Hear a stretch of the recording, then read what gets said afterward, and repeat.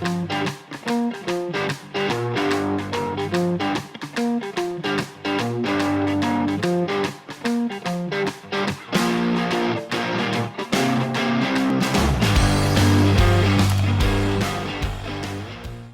les vrais, bienvenue dans le comptoir du rétro avec notre ami Boog, professeur Boog. On l'appelle docteur maintenant parce qu'il a...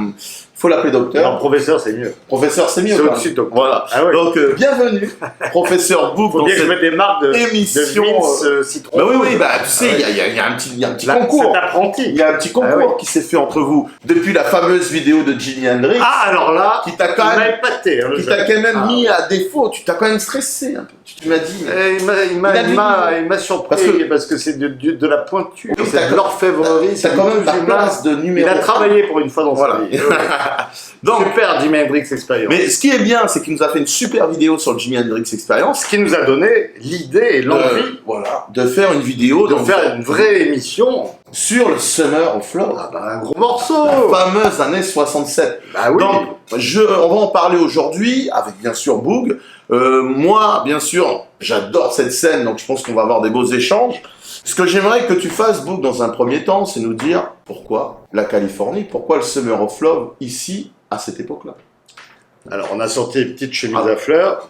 Les yeux défoncés, bien sûr. On n'a rien pris, hein, rassurez-vous. Voilà. Le Summer of Love, pourquoi à San Francisco? Bah, on va faire un peu d'histoire. Bah oui, c'est mon domaine, mais... c'est pour ça que t'es un disque dur et une mémoire vive affûtée. Ouh là là. Tu le dis tout le temps. Des fois, Voilà. la mémoire, elle flanche. Eh bien, San Francisco accueille le Summer of Love en 67. Et San Francisco, comme chacun le sait, est en Californie. Oui. Et la Californie, c'est un État à part aux États-Unis. Parce que c'est devenu le 31e État des États-Unis en 1850 et aux dépens du Mexique. Et ils ont même eu pendant 4 ans, 1846 à 1850, une autonomie, c'était une espèce de république autonome, où ils ont pris déjà des habitudes de liberté, de culture très californienne. Et deuxièmement, ils ont pris parti pendant la guerre de sécession, directement, rapidement, contre l'esclavage et pour le Nord et les Yankees. Avec les Yankees, donc le Nord. Ce qui fait qu'il y a un brassage de population immédiat qui s'est fait avec les Latinos qui sont arrivés. Et plus tard, les Afro-Américains ont rejoint la Californie. D'accord. Alors pourquoi aussi la Californie est intéressante? Parce que il y a une ruée vers l'or qui a attiré du monde, il y a une agriculture qui est florissante et du pétrole. Donc beaucoup de gens ont rappliqué en Californie pour raison évidemment de crise de l'autre côté, notamment en 29 et avant. Et c'est aujourd'hui l'État le plus peuplé avec 40 millions d'habitants aux États-Unis. Il paraît même, si on suit les chiffres et qu'on regarde le développement actuel de cet État, si la Californie devenait indépendante, ça serait la sixième puissance mondiale. Vous vous rendez compte de ça? C'est quand même incroyable. Donc, la Californie, donc, au lieu de brassage, de métissage, un melting pot. Mais alors, oui, mais là, on parle bien d'industrie, d'économie, mais quid alors de cette vague de contre-culture qui va naître là-bas? Quand tu dis vague, tu as aussi des intellectuels qui arrivent. Dans ce pays, on connaît la Californie avec les hymnes qui vont apparaître, California Dream, les Mamas and Papas, San Francisco de Scott McKenzie, les plages, le climat éternellement chaud et beau. Il fait parfois très beau à San Francisco au mois de janvier. Parfois, il fait très froid au mois d'août, mais c'est comme ça. Les mecs bronzés, le surf, les Beach Boys qui ont, à mon avis, jamais emprunté, sauf Dennis Wilson, une planche de surf. Mais ça fait partie du mythe de la Californie. Alors tout ça fait que c'est un pays attractif. Et à travers ces jeunes pousses de Californie, tu as des intellectuels qui font des groupes de réflexion, on dirait des think funk maintenant, avec Alan Ginsberg, un poète, avec surtout Jack Kerouac qui a écrit un livre qui s'appelle Sur la route, qui va guider la jeunesse états-unienne vers la Californie. Sur la route qui est vraiment, on va dire, l'hymne pour la Beat Generation, en fait, c'est ce qu'on a appelé la Beat Generation. Alors attention, sur la route, c'est pas la route 66. Ah oui. La route 66 relie Chicago à San Francisco, alors que c'était la highway Lincoln Highway de Jack Kerouac, c'est New York à Los Angeles. D'accord. Ça, il faut le savoir. Ok. Et Route 66 a été repris par de nombre de groupes, dont les Rolling Stones, dans leur premier album éponyme. Donc vraiment, la base de ce mouvement, c'est bien sûr la culture littéraire, c'est-à-dire Allen Ginsberg, comme tu l'as dit, Les cercles intellectuels, les 5 la poésie, Kerouac, le jazz et le folk. et Ça, c'est dans les années 50. un autre auteur quand même que tu Et vas bien nous sûr, William Burroughs. Alors pourquoi William Burroughs est très important pour cette scène-là? Le lien, il est simple. Ceux qui connaissent Burroughs et ses écrits. Oui, il inspire. C'est pas juste par rapport aux effets de la drogue, quand même, il y avait plus. On va en parler, Ah. ne précipite pas. Ne précipitons pas les choses. Pas en vendant des problèmes avec les stupes. La Californie, donc une histoire incroyable, du brassage, une culture littéraire Très très riche. Qui devient une contre-culture grâce à ces gens-là. Bien sûr. Et donc tout est réuni pour être heureux, et il manque un petit déclic pour que la musique apparaisse. Parce que cette contre-culture repose sur le jazz et la folk music qui est pérenne aux États-Unis à ce moment-là.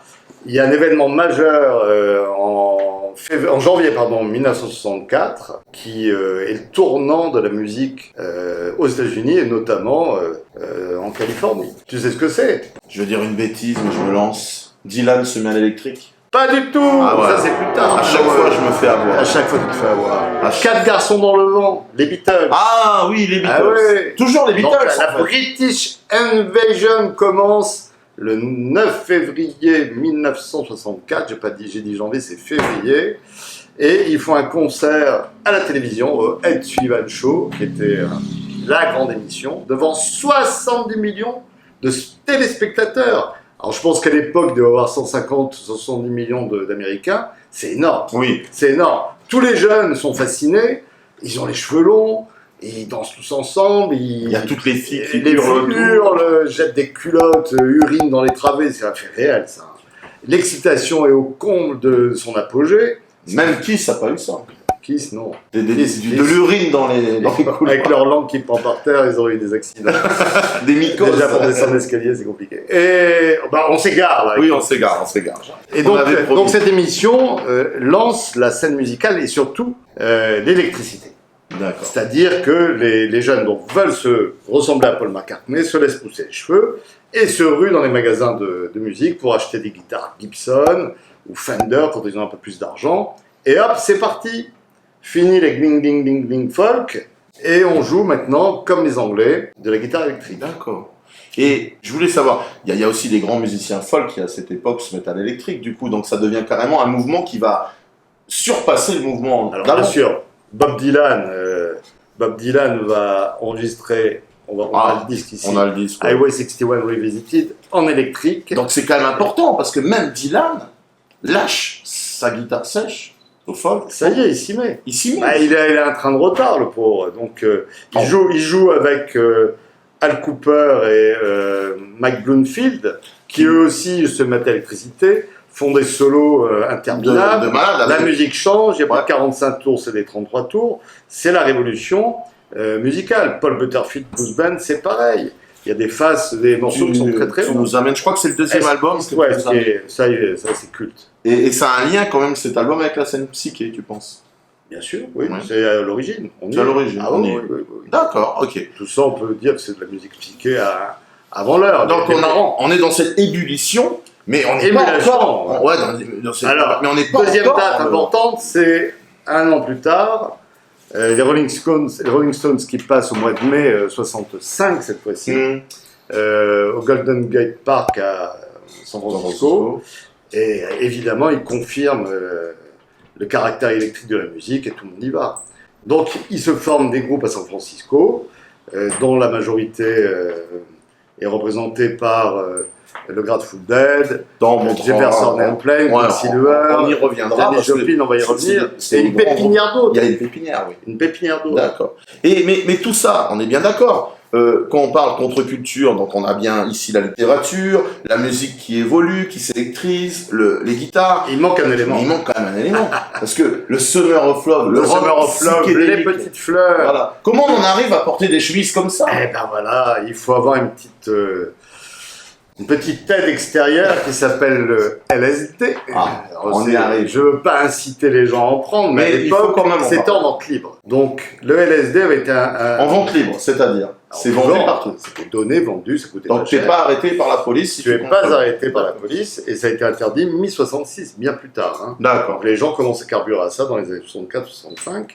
Et c'est une molécule dérivée de l'ergot de seigle qui a été mise au point et inventée par le professeur Hoffman, je crois que c'est dans les années 30. Puis après, bon, la guerre, ça a été oublié. Et il y a un enseignant, là, Timothy Leary, qui ressort ça Timothy Leary, donc en prenant lui-même et en faisant essayer à grande échelle à ses étudiants, ce qui a posé quelques problèmes plus tard, à tel point qu'au début c'était toléré, qu'il s'est fait lourder quand même de son poste à Harvard, hein, c'était pas le d'accord. collège de Caméré. Donc hein, quand Leary se met à faire ces espèces d'expériences là avec les jeunes, il est plus prof à Harvard. Il a commencé en étant prof à Harvard. Ah ouais, d'accord. Et en faisant des expériences sur lui, parce qu'il s'est aperçu que le LSD ouvrait des cases, lui libérait les idées, et en grec, psychédélisme, c'est la libération de l'âme. On est en plein dedans. Et d'ailleurs, après avoir été viré, il enregistre ses impressions sur un disque qui est un peu original, hein. Il y a un peu de sitar, des tablas, c'est pas de la grande musique, mais comme dit Vince Citron Rouge, il faut l'avoir. Et là, donc, il déclame, il ressent, on a vu des crises qu'il ressent, c'est un trip enregistré. D'accord. Voilà le témoignage de Timothy. C'est pas un original, mais en tout cas, Ah non, ça, vous avez quand même une belle réédition. Donc c'est pas vraiment un album de rock psychédélique ce que j'ai entre les mains. Ah, ça y ressemble un peu. si, c'est l'album de rock psychédélique de drogué. De drogue. Voilà. Ok. Donc, alors, on récupère. Hoffman l'invente, Timothy Leary, on l'appelle le pape du LSD. D'accord. Se met en cheville avec un gars qui s'appelle Ole Stanley, je crois 3, il devait être 2 avant, qui lui fabrique en grande quantité la molécule. Il en fabrique même une sur mesure qui s'appelle Blue Pill, d'où le nom Blue Shear après. Ah, Blue Shear qui apparaît s'inspire un peu plus tard. De leur molécule. Là, cette pastille-là était surpuissante, paraît-il, un peu comme leur musique. Mais ça, il vient après. Et le troisième homme qui va répandre aussi le LSD à travers les rues de Californie, notamment de San Francisco, grâce aux Merry Pranksters, c'est Ken Kesey. Et Ken Kesey, c'est celui qui a écrit Vol au-dessus d'un coucou. Avec les royalties, le scénariste, il s'éclate, il dépense son argent en faisant plaisir aux gens, à lui. Il met au volant de son car des Merry Pranksters Neil Cassidy, qui est le compagnon de route de Jack Kerouac, et qui est aussi qui a inspiré Sean Moriarty, qui est le héros de Sur la route. Le héros de Sur la route. Donc là, lui conduit le bus. Là, on est d'accord. On a quand même une émulsion qui se fait. Une émulsion. Enfin, je sais pas. Des munitions. Ouais, je sais plus. On les a. On a l'émulation. On a l'émulation. On a tout qui se fait. On a les drogues qui ouvrent la perception. L'électricité. Donc l'électricité qui commence à jouer. Et des groupes qui arrivent. Et ils jouent dans des endroits particuliers. Voilà. Parce que la scène musicale étant prolifique, il y a des clubs qui se créent, et il y a surtout 3 clubs. Le premier, c'est le Fillmore Auditorium, qui deviendra plus tard le Fillmore West en déménageant. C'est Bill Graham, qui d'ailleurs a écrit un très bon livre sur Le mot et le reste. J'aurais dû le prendre. Et Bill Graham arrive de New York et ouvre ce club pour faire passer des groupes. Venu de Californie du Sud, il y a Marty Bowling qui jouera avec The Jefferson Airplane, qui lui a peut-être l'argent nécessaire pour acheter le Matrix, qui est un deuxième club. Et tu as aussi le compagnon de route, qui a fait la route aussi avec Janis Joplin, venant du Texas quelques années avant. Et c'est Chet Helms qui lui ouvre l'Avalon Ballroom. Ces 3 clubs, c'est la base de rotation de tous ces groupes qui jouent un jour, et ça tourne là-dedans. Et là, c'est marrant parce que du coup, on voit le passage à cette scène qui devient vraiment important, parce que on est d'accord que tout ce mouvement, quand tu parles de Kerouac, tout ça, ça vient de la côte Est. Mais là, on a un déplacement du Greenwich Village avec toute cette espèce de scène vers la côte Ouest, et ça se voit même au niveau des salles, parce que je crois que même le Velvet Underground fera plusieurs séries de concerts à l'époque au Matrix. Ce qui n'est pas rien. Ils ont une longévité. Ce qui n'est pas rien, parce que pas trop long, le Velvet n'est pas trop sorti forcément de... Et pour conforter ce que tu dis, inversement, le Fillmore West a fait un petit qui s'appelle le Fillmore East à New York, et Bill Graham faisait des allers-retours en avion, c'était un travailleur forcené, un homme d'affaires, contrairement il y a vraiment un déplacement qui est un poète. Un déplacement du centre névralgique de la contre-culture américaine. Absolument, absolument. Tout se passe là-bas, et du coup, tous les jeunes veulent y aller. Tous les jeunes veulent y aller, et à tel point que la police et les autorités disent non, c'est pas possible. Il y a une invasion de beatniks par centaines de milliers qui vont envahir les rues de San Francisco, on veut pas ça. Donc ils mettent des filtres policiers. Et ces filtres policiers sont absolument contre-productifs parce que comme c'est interdit, il y a encore plus de jeunes qui rappliquent à un quartier notamment qui s'appelle Haight-Ashbury à San Francisco, qui sera le QG de l'amour libre, de la musique H24, du LSD, de la vie communautaire. Ils ont dû rigoler quand même, hein, pendant quelques temps. Et tous ces jeunes rappliques sont le moindre sou souvent et sont aidés par une association qui s'appelle les Diggers. Et les Diggers les nourrissent parfois, font des coopératives avec des commerces plus ou moins gratuits, organisent des concerts à but non lucratif pour verser l'argent pour aider les jeunes, et font même un cabinet médical qui s'appelle The Free Clinic. Donc on est vraiment dans ce modèle culturel de la communauté. Idéaliste. Ce que les gens appellent très vite, rapidement, le mouvement hippie. Oui. En fait, c'est plus que ça. Et ça commence à partir d'un événement, en janvier 67, qui s'appelle le Human Be-In, qui est le premier festival, ou c'est plutôt un happening, avec des poètes, des intervenants, de la musique, avec les groupes majeurs dont on a parlé tout à l'heure, au Golden Gate, toujours de San Francisco. Et donc, ils passent la journée à faire de la musique, à déclamer des poèmes, à lire certainement des livres. Et tout ça, c'est un acid test géant, où tout le monde gobe un LSD, et il y a quand même 3000 personnes attendues, ils se retrouvent à 30 000.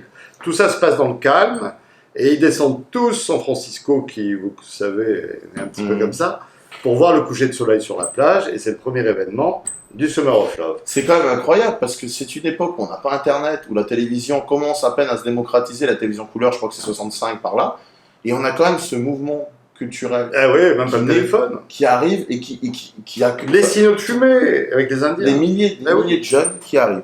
Donc bien sûr, il y a aussi une scène musicale derrière. Alors cette scène, c'est... Deuxième événement quand même. C'est ça quoi. La scène musicale, on y vient juste après. Deuxième événement majeur qui a boosté encore plus Summer of Love, c'est en juin à Monterey Pop, qui est au-dessus de San Francisco. Et là, c'est pas 20 000 ou 30 000, c'est 200-300 000 personnes qui se déplacent pour aller voir des groupes, comme dirait le gourou du Black Woodstock, locaux, mais aussi internationaux.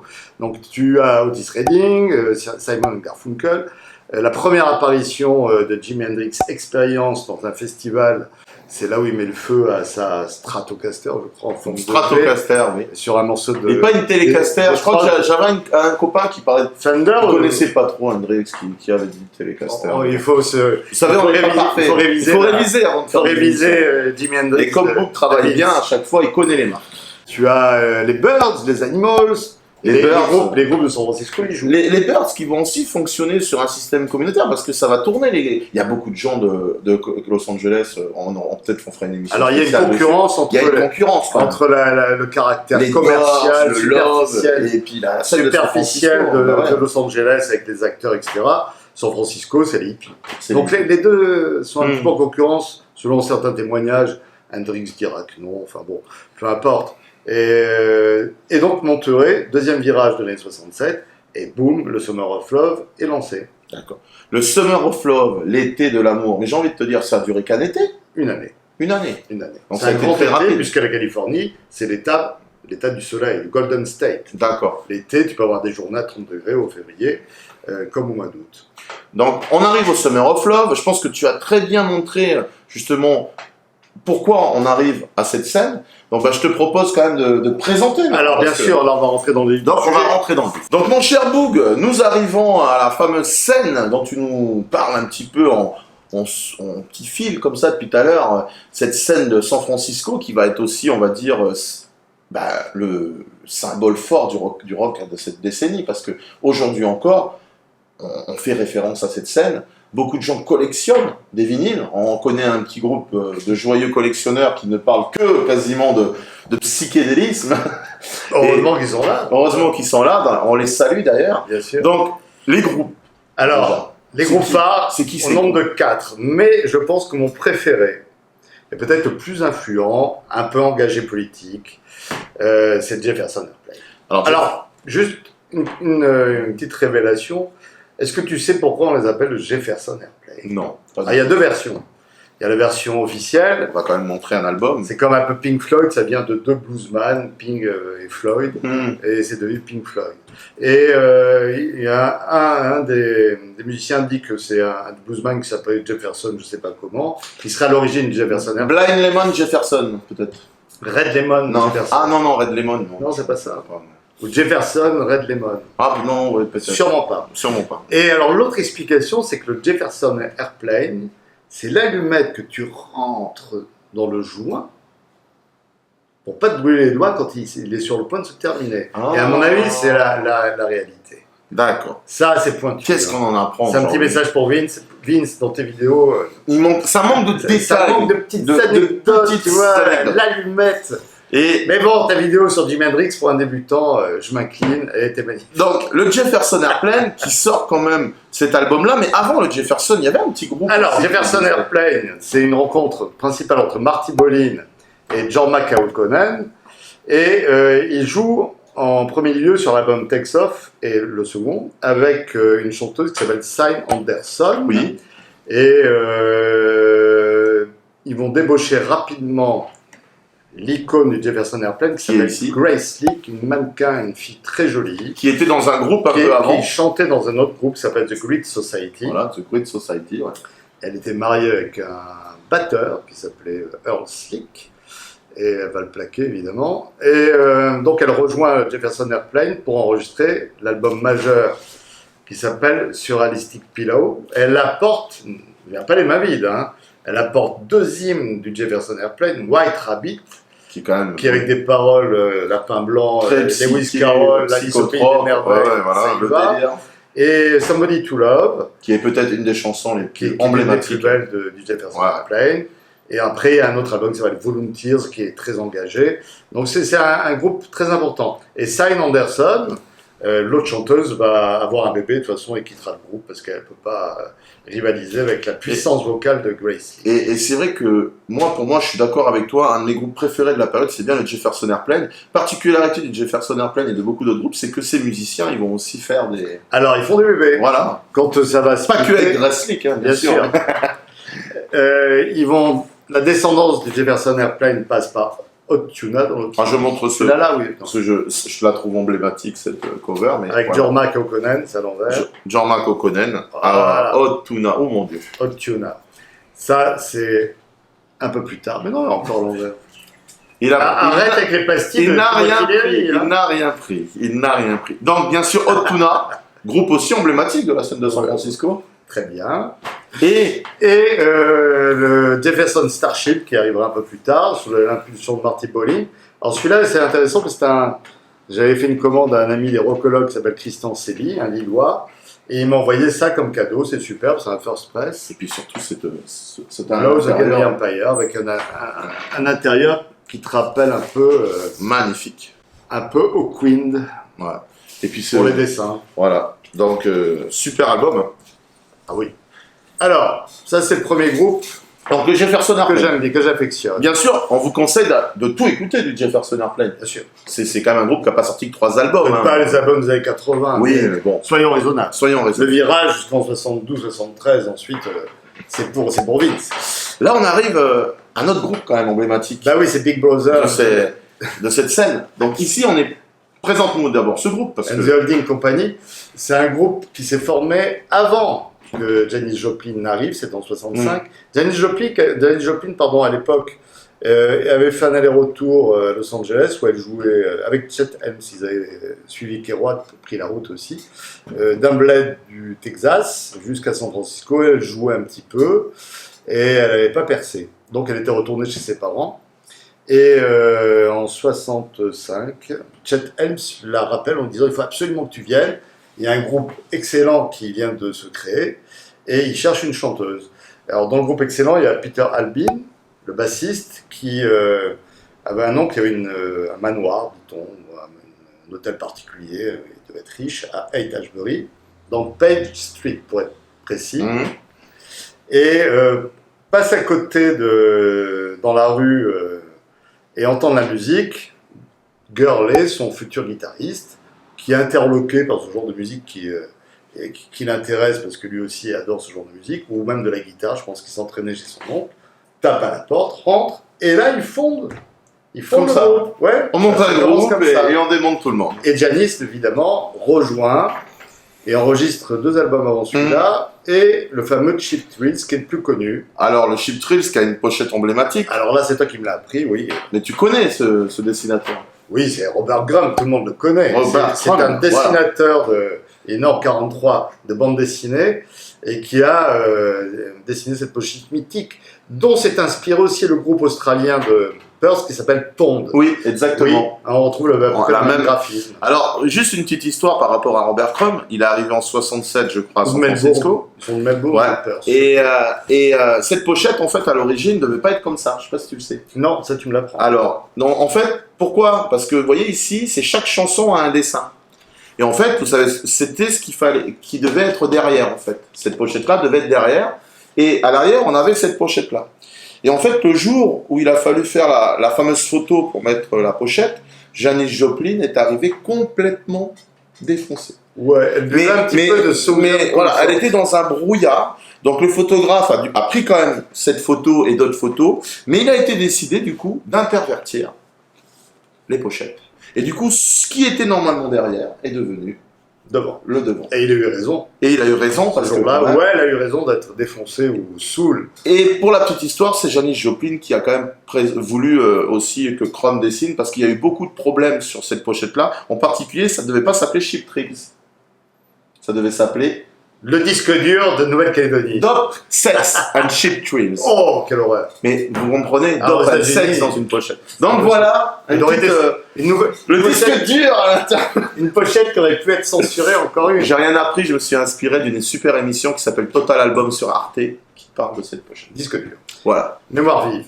Troisième groupe super important, on en a parlé tout à l'heure, Jerry Garcia, Phil Lesh, et qui tournait avec les Merry Pranksters, les Grateful Dead. Alors Grateful Dead faisaient un peu de blues au début avec les Warlocks, et sont devenus les Grateful Dead. Excellent. Et eux, en concert, quand ils commençaient un morceau, je ne savais pas quand est-ce que ça allait se terminer. Ils ont à leur actif des concerts qui durent 6, 7, 8, 10 heures, je crois, complètement défoncés, sauf un qui buvait que de l'eau, et ils devaient trouver le temps dans le lit.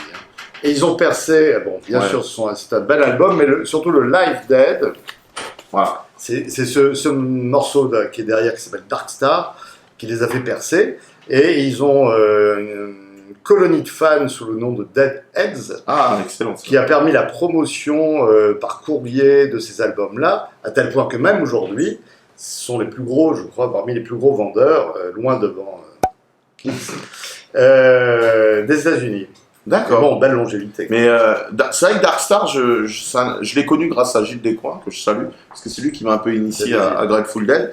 Et Philippe Thiers, pour lui, Monsieur Philippe. Monsieur Philippe Thiers, Maître. que l'on salue ici, met Darkstar comme la chanson ultime du rock Ouais. psychédélique. Donc oui, je pense On peut croire Philippe Thiers, qu'on y est. on partage. Voilà, Alors, quatrième groupe, c'est le Quicksilver Messengers. donc c'est celui-là. Ok.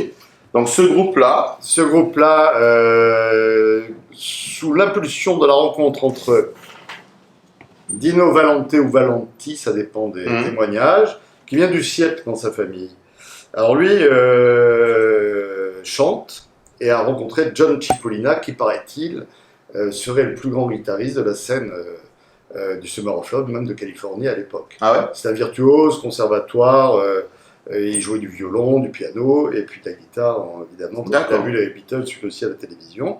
Alors Dino Valente, il a eu une carrière un peu courte, puisqu'au bout de 18 mois de Quicksilver, il se fait gauler avec de la marijuana ou des amphétamines, c'est pas très clair, et il prend 18 mois de prison. Donc tu pouvais prendre tout le LSD que tu voulais, jusqu'en 66. mais la marijuana, non. Mais non, à ce moment-là, c'était interdit. Donc lui, il va en tôle, il reviendra un peu plus tard. Donc Et super faire cet album. solo. Alors cet album de Quicksilver, c'est l'album mythique pour ce groupe, qui est un live, Mhm. avec un morceau qui dure 23 minutes sur la Oui.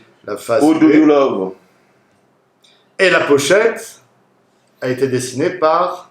Je ne sais pas. Ah, tu sais, Ah, ouais, je peux pas tout savoir. Tu vois, faut bien que tu m'apprennes. On va le remonter. Faut bien que tu m'apprennes des choses. Faut bien qu'il m'instruise. Alors, c'est George Hunter. Tout le monde le sait. Bah oui, bah écoutez. George Hunter, je crois, c'est le même qui est aussi parolier du Grateful Dead, sous réserve. Hein. D'accord. Et le même qui a subi des acid tests sous LSD dans l'armée, parce que c'était la guerre de Vietnam, donc non seulement Timothy Leary filait ça à ses étudiants, mais dans l'armée, les troufions étaient obligés de gober du LSD, puis on regardait leurs effets. Donc lui et Ken Kesey ont été vraiment en première ligne ligne et ont adoré l'expérience de l'armée grâce au LSD. George Hunter, j'ai tapé. Donc là, c'est le troisième groupe. Alors Quicksilver Messenger font des très bons albums, et quand Dino Valente part, engage Skip Pence. Skip Pence est un gars qui est très doué, mais qui a le malheur d'être schizophrène aussi, et qui, sous l'effet des drogues, ça s'arrange pas du tout. Il a détruit un studio d'enregistrement à coups de hache, il a simulé aussi d'être mort, à tel point qu'il s'est retrouvé à la mort, histoire vraie, hein. Et tellement il était froid, et lui se fera débaucher par le Jefferson Airplane pour jouer de la batterie, alors qu'il n'a jamais joué de la batterie. D'accord. C'est assez spécial. Et donc il finira en asile psychiatrique, dont il sortira pour enregistrer cet unique témoignage qui s'appelle Or. Mais il a surtout été dans un groupe mythique aussi. Avant, Qui est quand même... avant bien sûr, il a fondé Moby Grape, qui était un super groupe, comme on le disait à l'époque, un méga groupe, comme Cream, etc., et qui a bénéficié d'une telle publicité, d'une telle promotion des maisons de disques, qui l'ont absolument gâché, ce groupe. C'est vrai. Et donc, ils n'ont pas percé, ils ont fait 3 ou 4 albums, qui sont durs à trouver, ils coûtent cher. Hein. Wow, celui-là, 69, ce sont des témoignages encore d'époque, qui sont relativement coûteux pour les choper. Hein. Mais Avec une super... là, tu as un beau témoignage. On est bien dans le psyché. Moby Grape, et puis ça disparaît évidemment un peu plus tard. Ensuite, d'autres groupes qui sont peut-être moins importants, mais qui jouent un rôle fondamental aussi Non dans négligeable. l'histoire, parce qu'il y a Steve Miller Band. On connaît bien sûr Steve Miller dans les années 75-76, mais les 2 premiers albums de Steve Miller sont grandioses. On est d'accord que là, on est vraiment dans du rock psychédélique. Ah oui, rien à voir avec le ce qu'ils rock font après. après. Ouais. Non, du tout. D'accord. Du tout. Alors lui, il était un virtuose aussi, et il se moquait de tous ces groupes en disant « Moi, je peux jouer In the Midnight Hour pendant 45 minutes, faux, ça n'a aucun intérêt, les autres le font, il parle de full tech, je pense. Et moi, je veux faire un truc propre avec des pros. » Il a réussi à le faire, et ses albums sont extraordinaires. Ok. Donc ça, c'est le premier, Le premier et le second. Et le second, donc voilà, des beaux présages. Pas dans la même veine, mais aussi un pilier fondamental de la scène, c'est Country Joe, qui a été en ménage avec Janis Joplin pendant quelques temps. Je sais pas combien de temps, parce qu'elle a consommé elle aussi, hein, des mecs. Je pense qu'elle a battu Jane Simmons. Ah ouais, je pense qu'elle a battu Jane Simmons. D'ailleurs, lui, il n'a pas eu son moulage. Ouais, voilà. De plastique, comment on appelle ça? Parce que lui, il voulait se faire mouler la langue. Mais non, mais à mon avis, il ne pouvait rien mouler, parce que les Jane Simmons, ils se vendent d'avoir eu 5000 conquêtes, mais... Bref. Super album, une pochette psychédélique, Electric Music for the Mind. Avec le second qui est super, regarde. Avec une pochette... les mecs, ils étaient quand même barrés, quoi. Quand tu vois la tronche... Ah bah oui. Alors, Country Joe, il s'appelle Joseph. Il était communiste avec Barry Melton, qui est son guitariste, qui s'appelle The Fish comme Mao. Alors, Joseph Staline et Mao, comme un poisson dans l'eau, communistes, engagés, anti-Vietnam, et font ces 2 albums qui, à mon avis, la vie de témoignage, et la Bible, la référence psychédélique du début. Et il se retrouve, Country Joe, McDonald's and the Fish, à Woodstock quelques années plus tard. On est un peu hors sujet, mais ça vaut le coup d'être rappelé. Et il y avait des embouteillages terribles, comme vous le savez, et il était compliqué d'accéder aux scènes. Il n'y avait peut-être pas d'hélicoptère, ou un petit peu comme plus tard. Il se retrouve donc à l'heure de passage de Country Joe, McDonald's the Fish, tout seul sur scène. Et les organisateurs lui disent, bah vas-y, il faut que tu occupes les gens. Et là, c'est dans cette heure ou demi-heure de concert qu'il a... c'est une chanson qu'il a provoqué un petit peu les forces publiques avec l'album qui s'appelle The Fish Here and I Feel Like I'm Fixing to Die Rag, en faisant reprendre à la foule F-U-C-K, fuck. Et ça a été prolongé dans tous les concerts. Et c'est mythique parce que notre ami Claude, qui est fan de ça, nous disait que c'est le premier truc qu'il m'a dit quand il m'a parlé de cet album. Il m'a parlé de cette... Et du Quand coup, tu vois Woodstock, tu vois que ça crée une et le émulation groupe arrive après. et tous les groupes aussi qui arrivent derrière. Alors, transition pour Woodstock. It's a Beautiful Day, groupe de San Francisco, même époque. David Laflamme et sa femme dedans. Alors, c'est un groupe qui a peu de chance parce que Bill Graham, dans le Fillmore, le propriétaire du Fillmore West, C'est lui qui choisissait avait une liste. Je ne sais pas pourquoi, mais il devait être très puissant. Et dans sa liste, comme hors de passage dans la catégorie A, B, C, D de groupe, eh bien, il avait le choix entre It's a Beautiful Day et Carlos Santana, qui finissait d'enregistrer son premier album et était absolument pas connu en 69. Et il a été époustouflé par Carlos Santana et il a envoyé Santana à Woodstock avec le succès que vous connaissez. It's a Beautiful Day est resté un groupe un peu confidentiel. Mais Avec c'est cette pochette, je crois que tu m'avais parlé de la pochette. Oui, en fait, l'original trouvé First Press, il y avait une série très limitée parce que je crois qu'il n'y en a pas eu tant que ça d'exemplaires. La femme a les seins nus. Encore une pochette censurée. Activement recherchée par les collectionneurs, il me semble. Et du coup, comme cet album qui vient, hein, parce que Alors, c'est aussi des ça sont albums des mythiques. groupes parallèles un peu moins connus, bien sûr, pas du tout mainstream, mais ils sont importants à l'époque. Ils auraient pu percer s'ils avaient eu de la chance. Mais bon, les 4 majeurs plus les autres ont fait carrière, ceux-là un peu moins. Un groupe d'adolescents qui s'appelle The Savage Resurrection, qui est vraiment à écouter. C'est un bel album, je crois que ça c'est une réédition. Oui, parce que le First Press, très très recherché, il coûte très cher. Et je crois que ça fait partie des groupes un peu où ils n'ont pas sorti beaucoup d'albums, mais Avec une pochette qu'il sympa. faut avoir, on est d'accord. Ouais. Tu crois que Vince, là, Il faudrait que je lui conseille parce qu'il faut le reprendre. Mad River, dont on parlait tout à l'heure, le groupe favori des Forcément. Singers. forcément. moi, Alors là, ils ont enregistré cet album complètement sous LSD. Donc, je crois qu'ils ne se souviennent même pas de l'enregistrement, ils ne savaient même pas qu'ils enregistraient. Et il paraît qu'il y a des variations, moi je ne l'ai pas remarqué, de rythme dans l'enregistrement qui a effrayé les il est ingénieurs. quand du même son. assez lent cet album. Mais ils l'ont gardé Ouais. comme ça. Il a été réédité par Sundays, mais très belle. Ils ont fait un deuxième album un peu plus. Très belle clé. Donc, on parlait de Mad River, qui est vraiment un groupe que moi aussi j'affectionne beaucoup, donc je suis très content que tu l'aies présenté, Boog. Là, par contre, j'avoue, je sèche un peu, il faut bien que tu m'apprennes des choses, hein, parce que je ne connais pas tout, malheureusement. Donc, présente-moi ce groupe, parce que C'est un groupe très barré, Cold difficile d'accès. Cold Drone, ça rime avec Mélotron. c'est Ils bizarre. ont fait un album et demi. Et ils ont disparu de la scène aussi. C'est un peu perché, hein, très psyché. Ah ouais. Et c'est un groupe de l'époque, quoi, ici. Ah oui, bien sûr. D'accord. Pareil, c'est la même scène. Alors celui-là, oui, il faut l'avoir. Je l'ai commandé chez Sundays Music. Excellent, excellent. Bon achat. Et là, Ah, ça, c'est toi qui me l'avais conseillé à l'époque. moi, Très important. Mais là, par contre, on tire aussi vers une autre scène qui était un peu existante à côté, ce qu'on appelait le garage rock, qui se mélangeait des fois avec la scène psychédélique pour donner des petits groupes sympas. On aurait pu citer les Bob Mais- Mel, c'est charlatan. Voilà, mais on l'a pas fait. Mais On peut pas tout. par contre, les charlatans, on va quand même le citer au cas où Alain Lefebvre regarde la vidéo, parce qu'il va nous dire vous avez oublié les charlatans. On Parce n'a qu'ils pas sont oublié, considérés comme les premiers charlatans. groupes psychés à avoir fait des concerts. Donc, oui, les charlatans. Et je me demande si George Hunter, il jouait pas avec les charlatans. Ah, ça sera vérifié. Donc, en tout cas, Chocolat. On Watchman. demandera à Vince. Voilà, on demandera à C'est plus Vince, sage. il doit savoir. Oui, il doit savoir. Il doit savoir. Alors, Chocolat Ou et Watchman. Watchman, eux, ils ont enregistré plusieurs albums. Hein. Mais cet album, quand même, Ah ouais. il est mythique. Et puis le dernier, Ah, l'avant-dernier, parce qu'il y en Ah, a pardon, d'autres, il y en a, ouais. bizarre. Mais... Neighborhood Children. Alors, celui-là, normalement, ça devait être une coutume. Mais vous savez, Boog ne fait pas de coutume.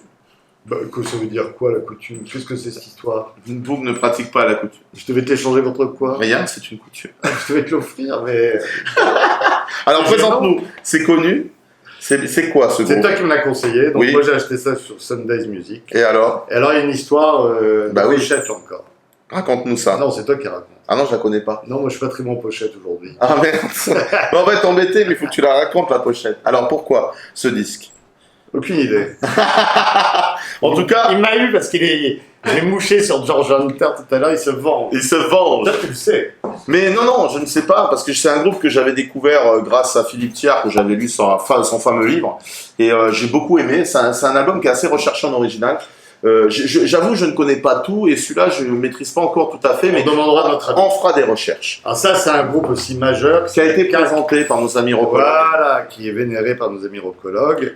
Psyché à mort, ça c'est une référence. Groupe occulte. Mais comme on dit, il faut l'avoir.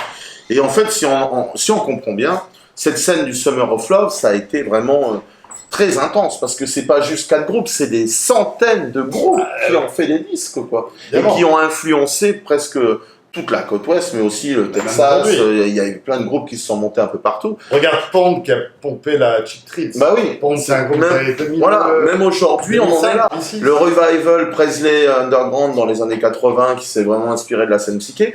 Mais c'est Summer of Love, on est Alors, d'accord? Tu m'as dit ça dure 1 an. Ce Mais Summer of il s'est Love, bien terminé à un moment donné. évidemment, il s'est terminé, comme toutes les modes. Comme toutes les modes. Donc alors, le Haight-Ashbury est bouleversé parce que les musiciens étaient un club un peu entre eux au début, puis se voient envahir par de plus en plus de jeunes.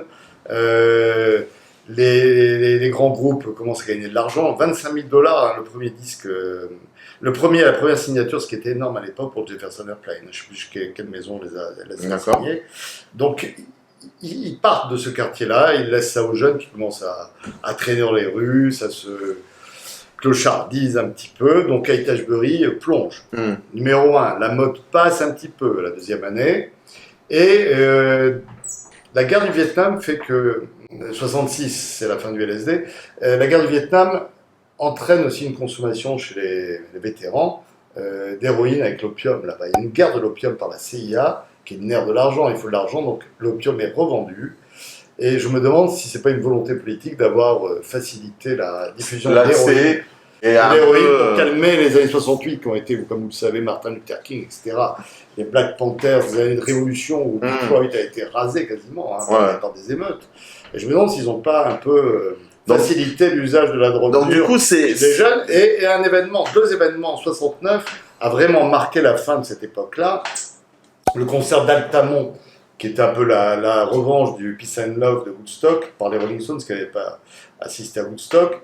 Et c'est violent, il y a plusieurs morts, dont le plus célèbre c'est Meredith Hunter qu'on voit sur le film des Rolling Stones qui se fait poignarder par le service d'ordre des Hells Angels dans un costume vert. Et eux jouent Under My Thumb horrifiés au ralenti, ils avouent avoir jamais joué Under My Thumb aussi doucement. Altamont qui reste un désastre dans l'histoire et c'est la fin du Summer of Love. Et l'affaire aussi Charles Manson et sa famille qui assassine Sharon Tate. Ça, c'est en Californie, mais ça a eu un impact. Quand à même. Los Angeles, Enfin, à Los Laurel Angeles. Canyon, exactement à Cielo Road, Cielo Drive Road.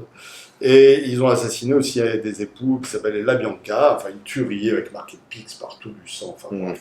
Le cauchemar aussi. Et c'est la fin également du Summer of Love. Et là, on passe au hard rock, à l'héroïne, à autre chose. À quelque chose de plus dur. Mais ça, on y reviendra dans des prochaines vidéos. On aime bien quand même. Mais on aime bien quand même. Notre époque. Du coup, on a ce Summer of Love qui s'arrête, donc la guerre du Vietnam qui s'envenime, les révolutions, ça commence à devenir violent. Mais tout ça, c'est bien beau, mais on a aussi quand même des choses qu'on peut retrouver dans les bouquins, parce que c'est ça qui est important. Voilà, il faut lire. Il faut quand même lire sur cette période, et tu nous as amené quelques petits échantillons de tes lectures. Donc, je vais te laisser présenter ces livres rapidement, Alors, pour que vous ayez rapidement, au moins un peu une idée de qu'est-ce qu'il faut lire, si vous voulez connaître un peu. San Francisco 65-70, il y a tout le début. C'est rapide à lire, pas compliqué. Un petit livre assez facile de Barney Hopkins. Là, c'est plus technique, c'est un livre sur les rues de San Francisco. Il n'y a pas qu'Haight-Ashbury, donc il y a les rues. Mais ça montre aussi comment le rock a marqué la ville. Absolument. C'est ça qui est important. Il y a un livre, si vous voulez en savoir plus sur les amants de Janis Joplin, c'est ici. Et The Grateful Dead, un des bien groupes sûr. fondateurs, bien sûr. Donc c'est souvent au mot et le reste, on vous en parle souvent, donc Bien on leur sûr, fait. aime bien On adore cette maison d'édition, donc et surtout on finit par la Bible. la Bible. Tout est là. Alors on n'a pas tout, parce que je sais que Philippe Thiers avait sorti une grosse anthologie du psychédélique qui est très dur à trouver aujourd'hui, mais on a ce magnifique livre que tu nous as amené, très riche en iconographie, Magnifique livre.